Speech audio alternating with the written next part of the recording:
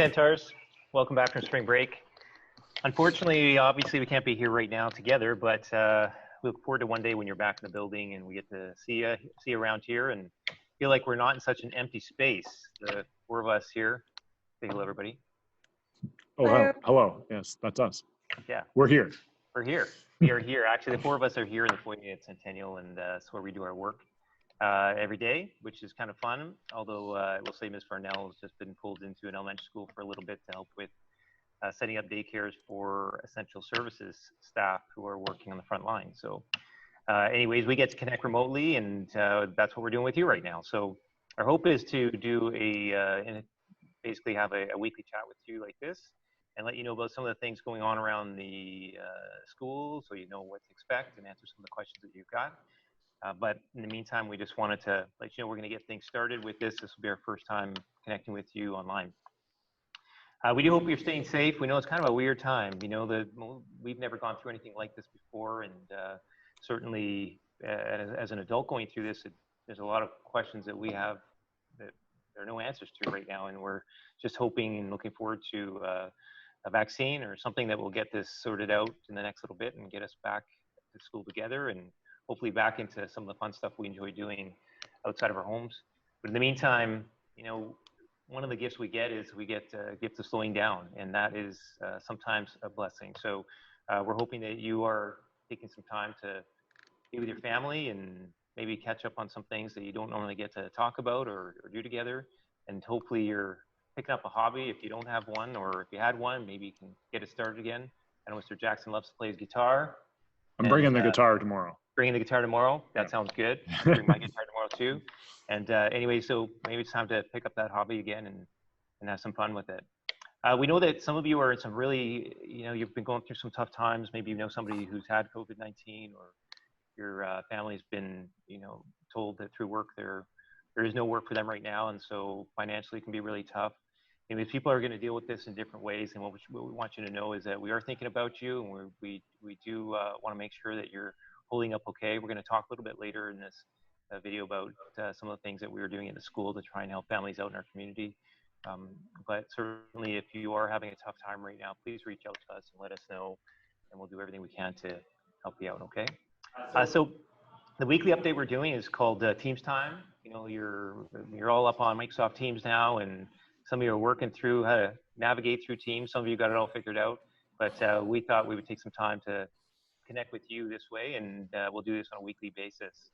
So here's a kind of I'm not sure how many of you have got grandparents who are retired, but you know, retired people often have a lot of time on their hands, and my in-laws send me emails pretty much every day.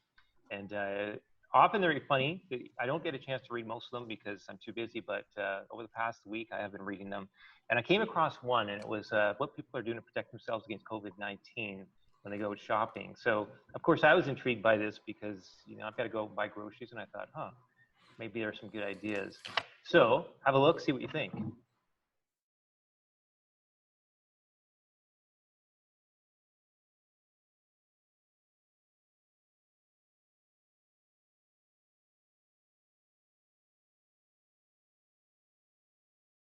Now, my only suggestion here is if you are going to be resourceful and create your own ways of protecting yourselves, maybe do some research first on that, because I'm not so sure that a party hat is going to protect you when you go to the grocery store.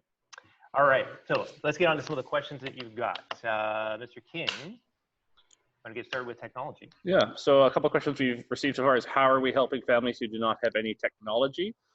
So the survey went out probably a week and a half, maybe 2 weeks ago, where it asked what level of technology you have in the house. If you ticked the box that said none, and if you responded to the follow-up phone calls from any of our EAs also saying none, we reached out to you, and you should have picked up your laptop on Thursday. If you're in a situation where you do not have any technology at home and you did not get a laptop provided, please feel free to contact us. And then those families who have one device amongst many, many students in their home, we are going to be working with the district when they give us the green light to try to reach out to you and see if we can provide any assistance with another laptop to help provide some support in that area. We've also gotten some questions regarding how do students get help with the technology. And our technology leadership students have set up a website, and I've included the link below. Now it should appear. And you click that link, it leads you to a website, and you fill out the form, and then someone will be reaching out to support you.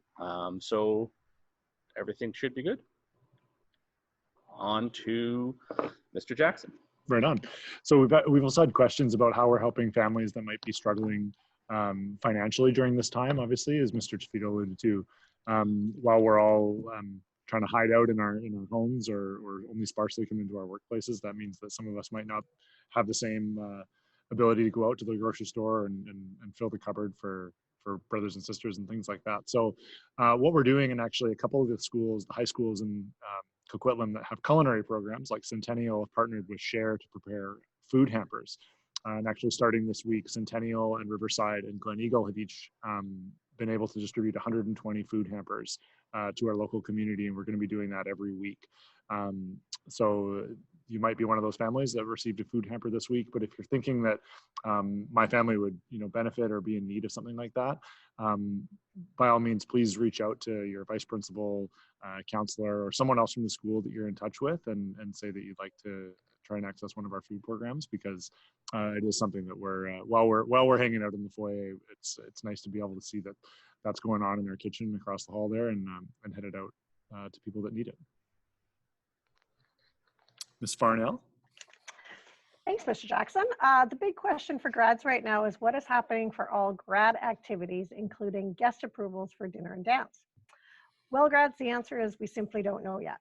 We know that that's not the answer that you want to hear, but we'll be taking lead from the Public Health Authority, the Ministry of Education, and the district as to what will happen with commencement, dinner, dance, and after grad.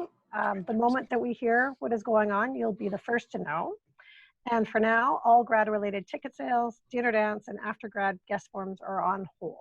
We want to make sure that your last few months here are a memorable one. However, the decisions around all grad-related activities for now is dependent on what social distancing dictates. Mr. Jackson.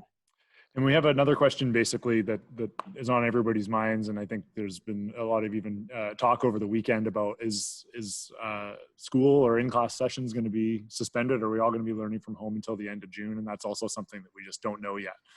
So similar to the grad questions, we're going to be taking that our lead from the public health authorities and the Ministry of Education. And I think presently, the last thing I saw Dr. Bonnie Henry saying was that at the end of April, they'll be able to assess how our initial efforts at social distancing and isolation have been working and combating COVID-19. So probably in another couple of weeks, we'll know the extent of how much longer things are going to go. But we know that this is the situation we're in for the time being. And as soon as we know, you will know right after us. So that's an update to come. So we've been getting questions via email. We thought it'd be great to start collecting more questions from students that you'd like answered in these sessions. So included below again is a link to a form.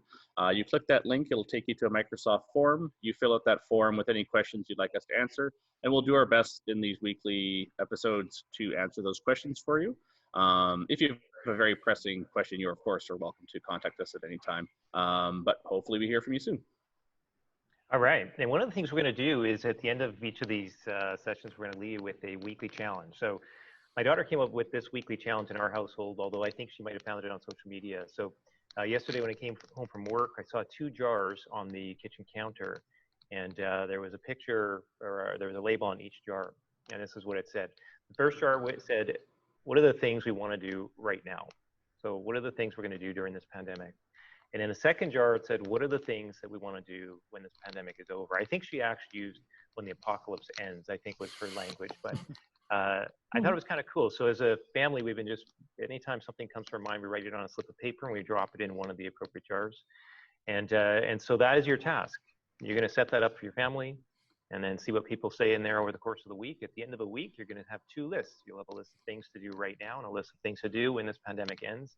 And then we want to hear about it. So let us know, share your ideas with us, and we'll try and share those ideas with other people and hope that we can inspire people to do some really cool things while we're in this situation right now, and obviously create some hope for what we get to look forward to when it's all over.